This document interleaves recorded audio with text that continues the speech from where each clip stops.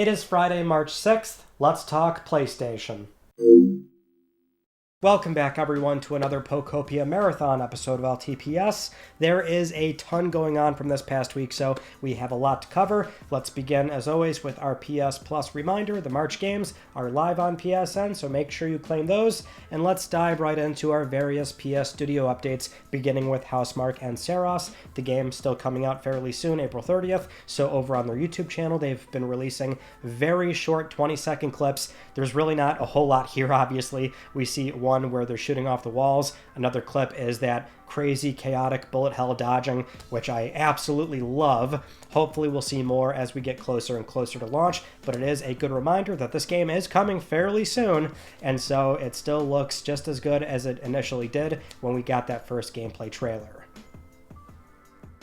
Now, unfortunately, from last week on LTPS, we were not able to cover on time one big news story that came out, which was the Bloomberg report from Jason Schreier about what really happened with the Blue Point closure, and yes, them pitching the Bloodborne IP in some way, shape, or form. We had a very thorough conversation on Saturday, so I'm sure a lot of you probably saw that, which really dived into that entire report. But we do have some additional context now, where Jason was speaking with GameSpot about the article and, again, the Blue Point scenario. So the additional context we do have is that, first off, he mentions he does not know to what extent the Bloodborne pitch was, as in he's not sure if it was a simple remaster or maybe a full-blown remake. He assumes it was probably similar to Demon's Souls, and he does say that Blue Point pitched it both before and after they were acquired, so it was indeed multiple times, and he does stand by the notion that Sony, who owns the IP, did ask From Software, and they were told no.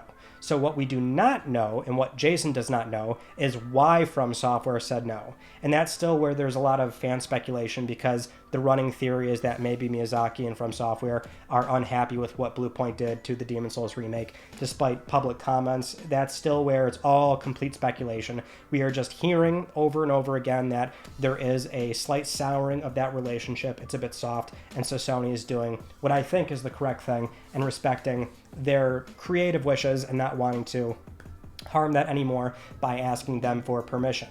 Now, having said that, there's not much more to really add here outside of it really does continue to confirm at least my own suspicions, and I think a lot of people finally came to this conclusion, but like we always knew the Bloodborne IP, whether it was a remaster, a simple patch, a full-blown remake, the numbers always made sense, even more so after Elden Ring blew up and made the Souls games so culturally recognizable and loved. So it always made sense. What was the problem? Knowing that Sony owns the IP, very likely it was From Software. We don't have the full why, but we do know it was From Software.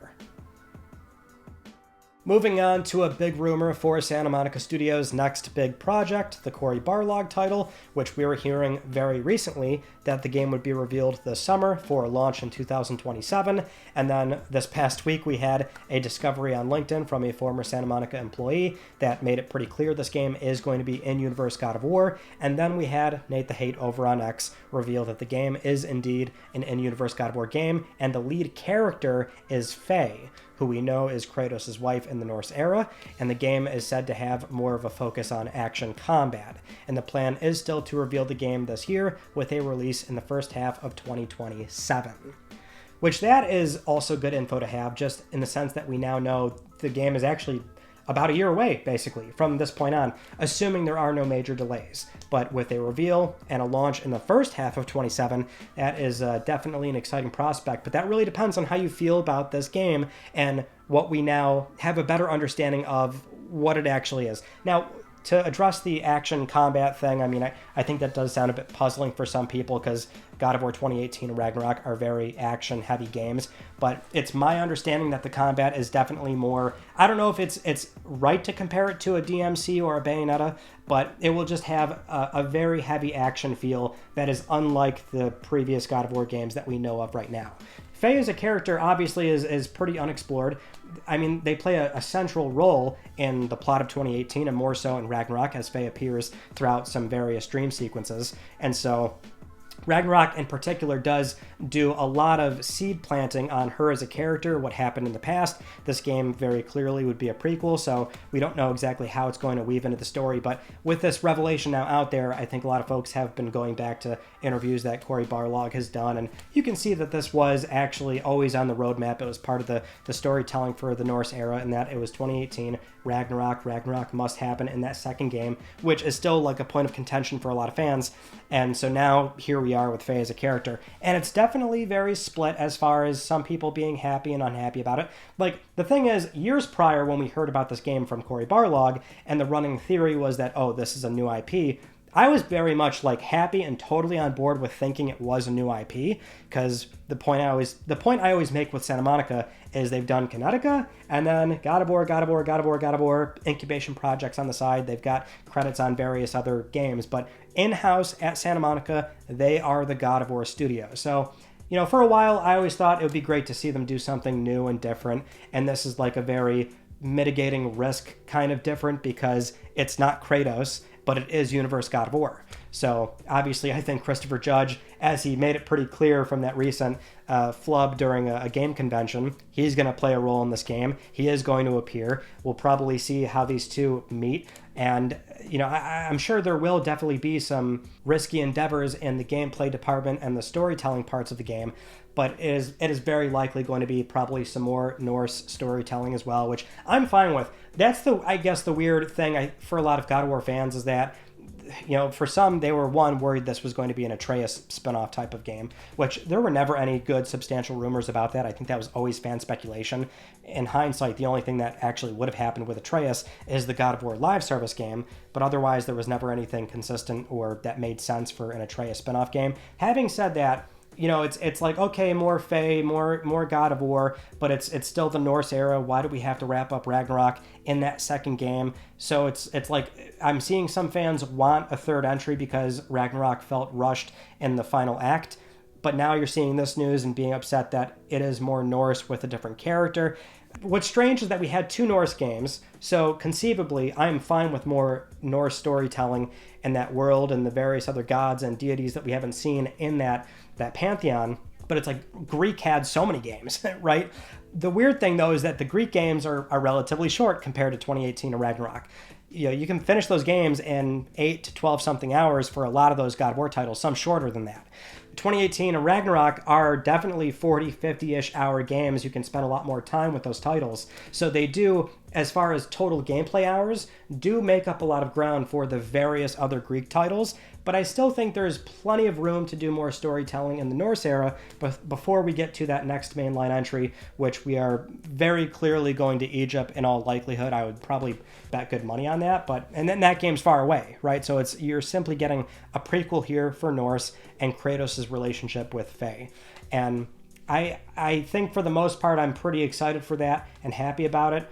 There is certainly some skepticism that I think makes sense in this context, but, you know, Cory Barlog and the studio has consistently delivered amazing games for the God of War franchise, and this seems different enough to where it might satiate an appetite that I have for wanting something new, but still loving God of War.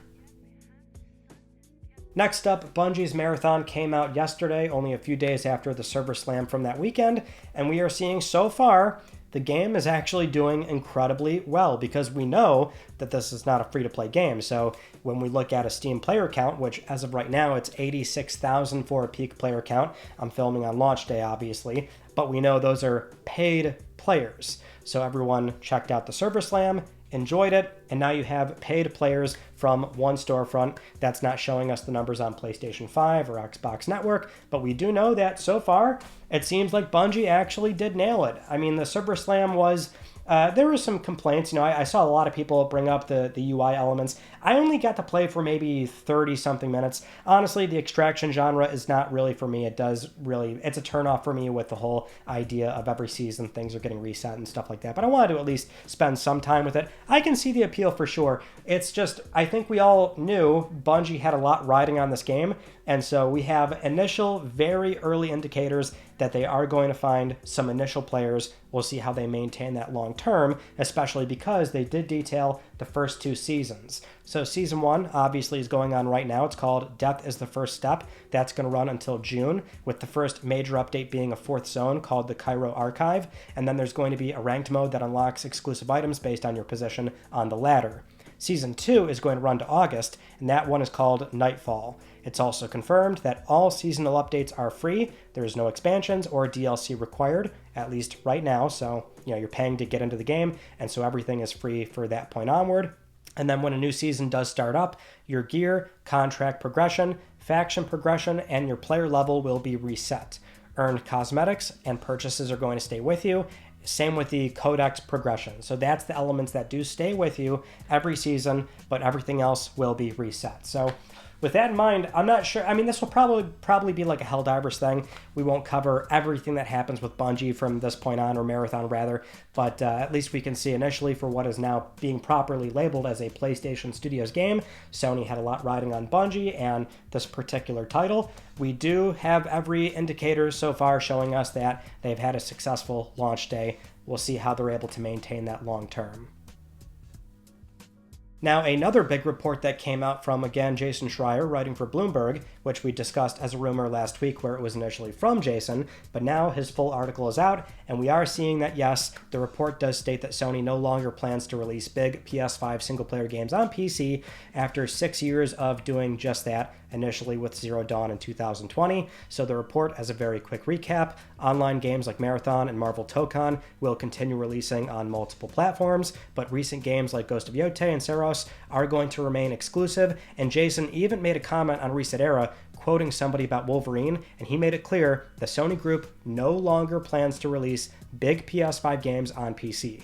And this is all according to people familiar with the company's plans. They caution that things could change, and externally developed projects that are SIE published games, those are still going to go to PC, like DS2 and Kane of Scars of Cosmora, but for now, that is the current shift. And this was a pretty big story, so we covered that right away as well on an upload Wednesday night, so I'm sure a lot of you you've already seen that conversation. The only thing I'll add to it, because I knew that was going to be a lengthier talk, is that what's fascinating is now watching the PC side, so watching a lot of the PC community talk about this news, and, of course the attitude tends to be, not to sort of make a broad generalization here, but, a lot of folks in the PC community are like, okay, well, here's the problem. You weren't marketing these games. There were PSN requirements. They came out a year to 2 years later, so it was a very haphazard sort of way of releasing those games on our platform. So now it's like, I'm not going to go buy a PS5, fine, keep your games, whatever the case is. You know how the community discussion tends to be depending on where you're looking at these things. PlayStation fans that are at least diehard faithfuls see this as awesome, fantastic news. PC community is like, well, yeah, bozo, of course these games weren't selling because look at all these things that you were doing here. Here's what I'll add about that, though.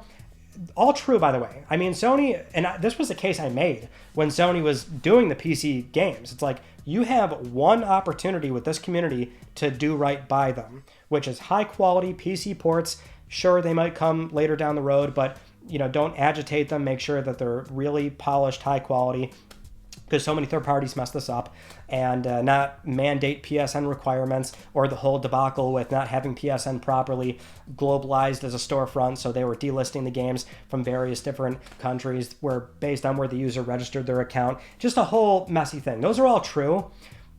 The thing is, if a game is good enough, people are going to buy it. I mean, we've had so many examples. You can very easily prop it up as, look at all the things Sony did to mess up their PC releases. But the reality is, when you have somebody like Microsoft ship Forza Horizon 5 and it sells millions of copies well after it ships on Xbox and PC, there's a very clear demand despite a lack of marketing. The game is good. People want to play it. And there's just a very clear sign that Sony was not moving the amount of units on PC that they reasonably should have. Would more marketing help? Sure. Would day and date help? Absolutely. I think when you're building up to a marketing cycle for a highly anticipated game like Marvel Spider-Man 2, for example, it will move a lot more than what it did shortly after on PC, and that was a pretty small gap from PS5 to PC for that particular game. But, if games are good, people buy them. Like, I don't really think it holds up all that well, especially when these games continue selling on PlayStation 5. They have long legs on their home console, so to speak. So it's pretty telling when these games do move 10 plus million units and consistently climb to 12, 14, 15, 20 million units, and these games are hardly hitting 500,000 to 1 million. For one reason or another, I certainly can't explain it, but these games just do not have that demand on PC, and PlayStation probably has realized the juice is no longer worth the squeeze. Now, all of that in mind, that's a good segue to our next story, which is about the next generation of Xbox, which has now been more openly confirmed by the new Microsoft CEO of gaming, Asha Sharma, where they've given it a codename, Project Helix, and they do say, straight up, written English, that the next Xbox will lead in performance and play your Xbox and PC games. So after years of rumors and Sarah Bond, the former president of Xbox, saying that you can use other storefronts, I mean, now it could not be more obvious that yes, this next Xbox will probably be very performance, let you install a storefront like Epic or Steam, and you will be able to play those games in addition to a back catalog of legacy console Xbox games, essentially. Which means this thing is very likely going to be expensive based on specs and it upending the traditional console model, because at that point you're cannibalizing your own storefront where you collect 30% of all game sales. So this thing probably is going to be incredibly expensive and sell in such a low volume that PlayStation may or may not be concerned with that. So that kind of ties into the previous news story. I know it's a point that a lot of people have been making about how Sony's going back on the PC releases, that this may be a very important element of they don't want their games to be playable on the next generation of Xbox. I don't know, it's weird, right? Because I'm more than certain that it is an optics thing that PlayStation will not be happy with, because it's the easiest slam dunk prediction to say that by the time this box comes out, that there's going to be viral posts and news stories about, hey, look at these PS Studio games that are playing on an Xbox console. It's going to happen. We all know that. And so from an optics perspective, I'm sure Sony is not thrilled with that.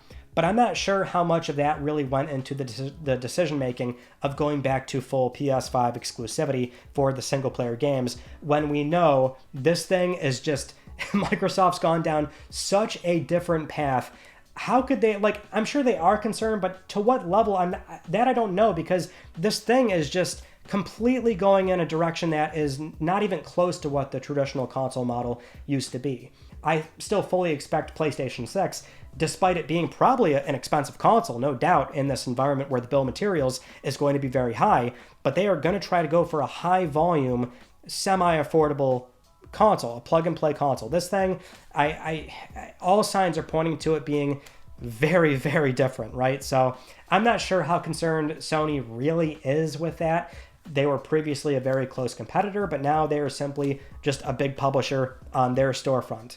You know what I mean? So I don't know if I would put too much stock in that. What I think is more pertinent about this news is that you have Microsoft laying it out there that, hey, here's the code name, here's what our box is going to do, and hey, I'll talk to you at GDC, which is what Asha is saying. And that's a very important time to start talking with your development partners and getting that software ready in time.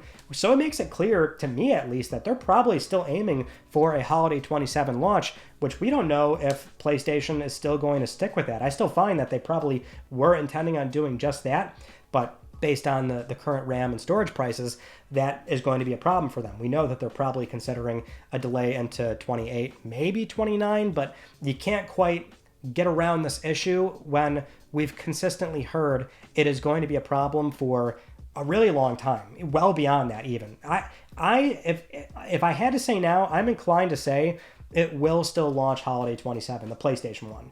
The PS6 mainline console and the local play handheld, that's sort of where I fall on it. I mean, if it does get delayed, I can't imagine it would be too long.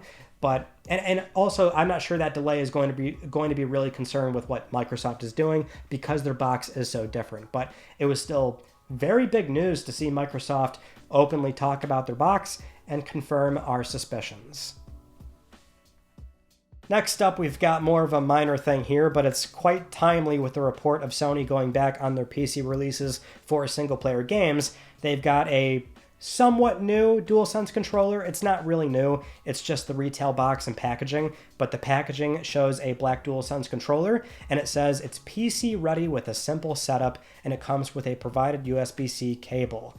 The PlayStation Asia X account was advertising it. It is available here, but it's not something that I think PlayStation has been advertising just yet, at least here in the West. But I think they just want to sell controllers to a very heavy PC audience, which in Asia, that would certainly line up. So add in that USB-C cable and try and sell to an audience that's not buying consoles. It's just, the timing is quite funny that they've got a PC-ready controller just straight up on the front of the box, but also they're not going to be doing single-player games anymore.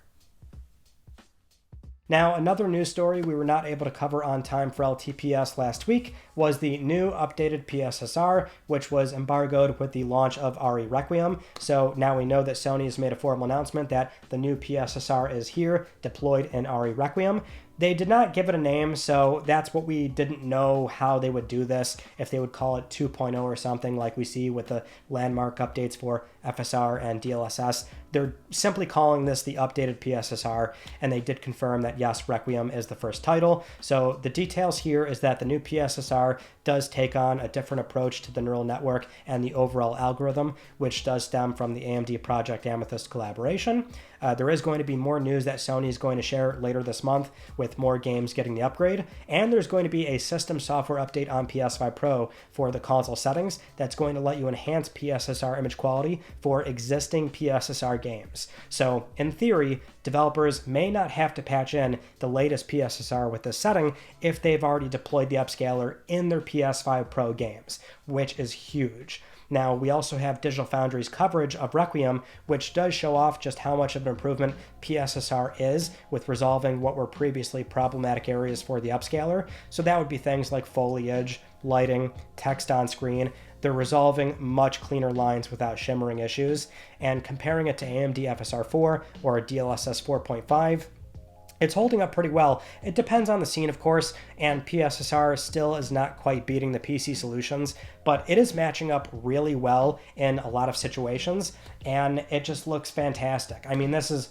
ideally what we should have had on day one, so the pro ownership experience within the first year if you're buying a lot of third-party games arguably was not that good because it's at the studio's discretion of how they offer a pro solution. So a lot of teams were making it a singular mode and you can't go back to base versions, which sucks, but at least we now have a major update and one that may not require developer intervention as well. That will be massive for PlayStation 5 Pro ownership, but this looks fantastic. And it's also something where if you don't have a Pro right now, that is something where you can look forward to whenever PS6 does come out. We'll have various PSSR updates down the road.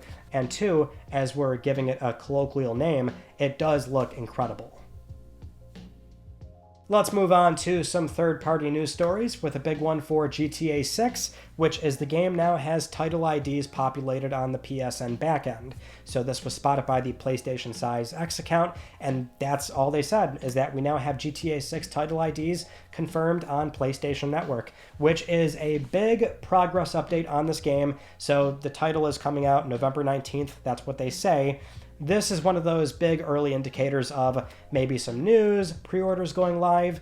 It's always different for every publisher, but that does telegraph quite clearly that the game is probably on time, which is what I think a lot of people do want to hear. And for those that don't know, title IDs are simply the exact identifier that an executable has on PSN. Typically, you don't have to know or care about that, but it's, somewhat analogous to ESRB ratings. When we see these things pop up, it's usually a good sign that the game is real and it's on time.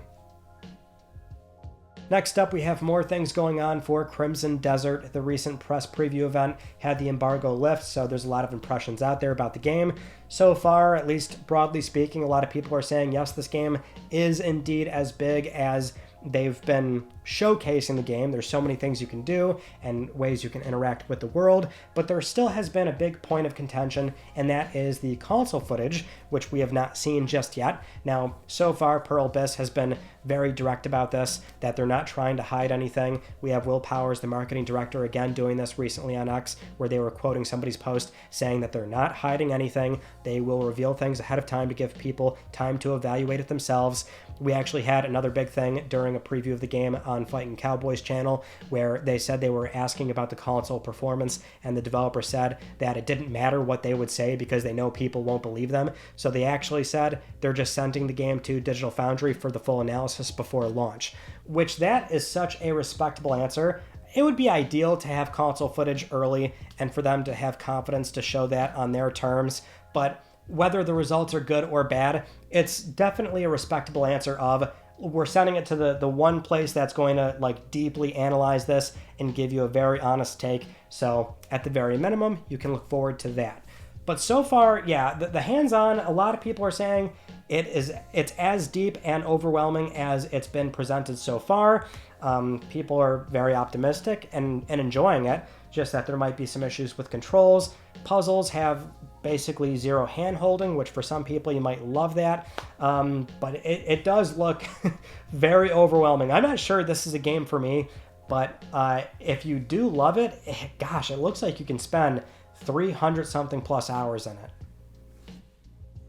Moving on to what is perhaps the final chapter in Wildlight Entertainment's High Guard, the free-to-play hero shooter that came out in January, and now it is indeed shutting down, confirmed. It will close March 12th, which will be about 45 days after the game came out. They did say that they've had 2 million players since launch, but they were not able to build a sustainable player base to support the game long term. So for the incoming final week, they'll be adding a new warden, a new weapon, account level progression, and new skill trees as well. Now, interestingly, we did also have Chad Grenier, the studio head and game director. They provided some stats on this game on their personal X account, and they gave us a very good reminder that the Steam CCU numbers are never the full story, because PlayStation 5 was the biggest player base by 2 times, then it was Xbox, and then Steam was last. Which, that is the most surprising thing to me. I knew PS5 was good, but to know that Xbox was the next one and Steam was the last one, we heard this from, I think, one of the either director, game director, I forget who said this, but on the Solar Crown team for that particular game, that PS5 was their biggest audience as well, which, I mean, that is always a big second part of the story. And with Steam numbers, they do help us get a good idea of if a game is doing really well or really bad. Sometimes there is a middle ground of the numbers look okay, but if they only look okay on one platform, they might look much better on PlayStation and Xbox, and then you combine all three, and then you might have a sustainable business, right? In the case of this game, though, with PS5 being 2 times, well, 2 times might not mean much when obviously Steam is doing as bad as it is doing. So the public numbers still show a pretty grim picture, no less. And we do know that the game did have 2 million players, which basically means they did get a chance. They didn't make a game that people enjoyed. And that's something that, like, as much as people like to joke about Concord never got that. You had to pay for Concord, which understandably a lot of people didn't want to do that. So, you know, Concord never even had the chance to have 2 million something players try it and say no to it.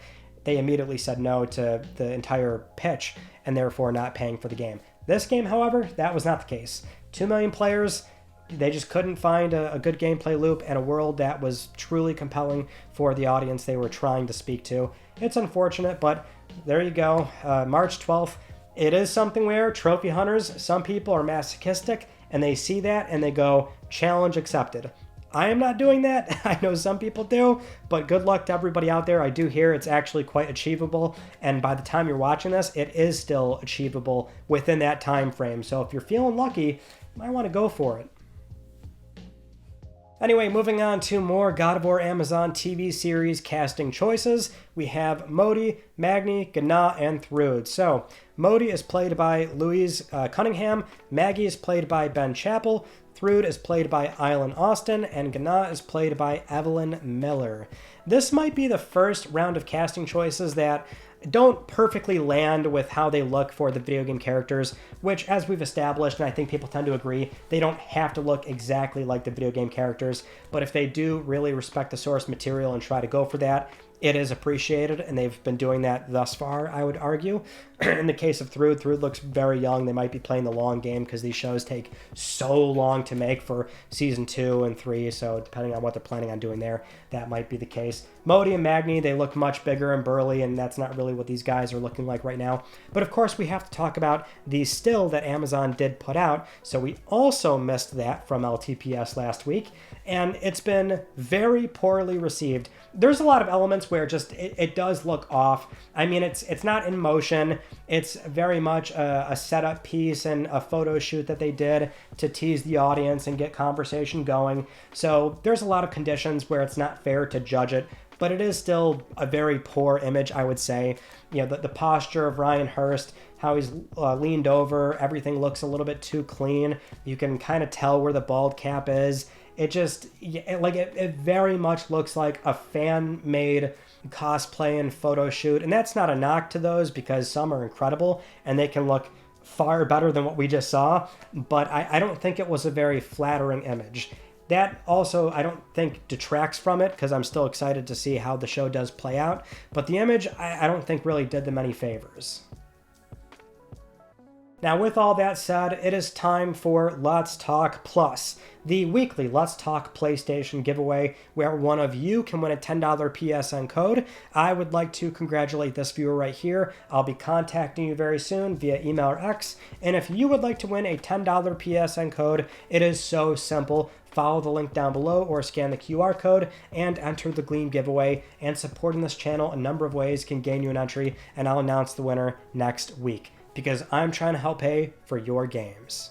Those are all the news stories from this past week that I wanted to talk about with you all. And we had 2 conversation topics about big items that came up throughout the week. So we had the conversation for the Blue Point Bloomberg story, pitching Bloodborne, the big speculation there.